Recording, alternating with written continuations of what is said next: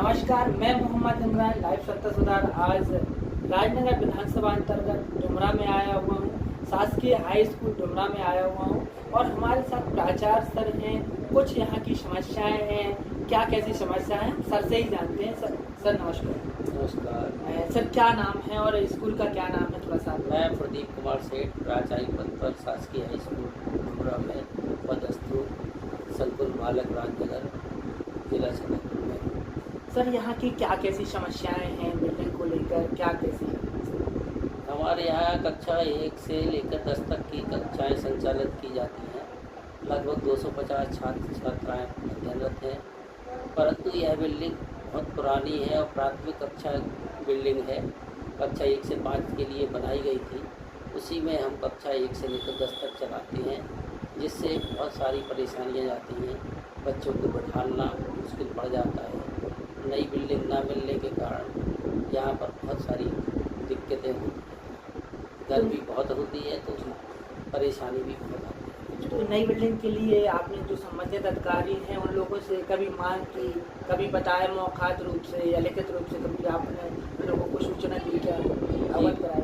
जी बिल्कुल दी गई है, बार बार लिखा जाता है और प्राय सबको यहाँ पता है। अभी पिछली बार कक्षाएँ नर्सरी भी चालू करने के लिए कही गई थी, तो हमने उनसे बोला, लिख के दिया था और बोला था अधिकारियों को कि हमारे यहाँ जगह नहीं है, वैसे भी हम लोग परेशान हैं और 3 कक्षाएँ कहाँ पर चलाएँगे। इसलिए बार बार उन अधिकारियों से संपर्क किया जाता है, लेकिन कोई समस्या का हल नहीं है। तो लगभग कितने कमरे हैं यहाँ पर और किस तरीके से आप व्यवस्थाएं कर पाते हैं? लगभग 7-8 कमरे हैं, उन्हीं में हम 10 कक्षाएँ चलाते हैं। लैब भी है, ICT लैब भी है, प्रैक्टिकल वाली लैब है, स्टोर, सब कुछ चाहिए पड़ता है। प्राचार्य रूम, कार्यालय, इन सब मिला के कुल 10 कमरे हैं। और लगभग छात्र संख्या कितनी है? 250 से आसपास रहती है, कभी 250 से ऊपर चली जाती है, कुछ कम रहती है।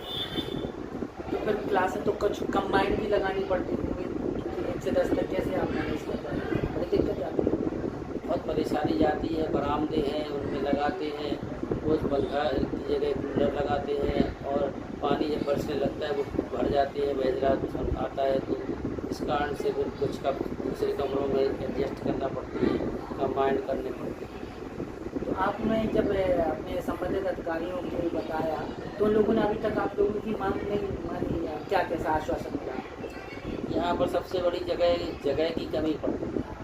यहाँ शासकीय भूमि आसपास ना होने के कारण बिल्डिंग नहीं बनती। एक बार 2008 में यहाँ बिल्डिंग आई थी, पैसा आया था, तो किसी ने और कोर्ट में स्टे ले लिया था। इससे जब से कोई सुनवाई नहीं। तो ये हमारे साथ स्कूल के प्राचार्य सर थे, उन्होंने कहा कि 1 से 10 तक कक्षाएं संचालित होती हैं और हमारे पास कमरे कक्ष केवल 7 और 8 हैं, तो और लगभग छात्र संख्या 250 है।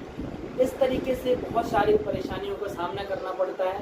कई बार अधिकारियों को मौखिक और लिखित में भी आवेदन बताया गया, लेकिन अभी तक इनकी मांग नहीं मानी गई। अभी तक कोई अतिरिक्त कक्ष नहीं मिला, क्योंकि ये प्राथमिक स्कूल है, वहीं पर ये हाई स्कूल संचालित है। तो मैं भी अपने चैनल के माध्यम से शासन प्रशासन के अधिकारियों से, विधायक से, सांसद से, कलेक्टर महोदय से, जो शिक्षा विभाग के अधिकारी हैं, उनसे निवेदन करना चाहता हूँ, मांग करना चाहता हूँ कि यहाँ पर अतिरिक्त कक्षों की व्यवस्था कराई जाए, अतिरिक्त बिल्डिंग बनवाई जाए, ताकि बच्चे अच्छे तरीके से शिक्षा ग्रहण कर सकें और टीचर पढ़ा भी सकें। मैं मोहम्मद इमरान लाइव सत्ता सुधार MP के लिए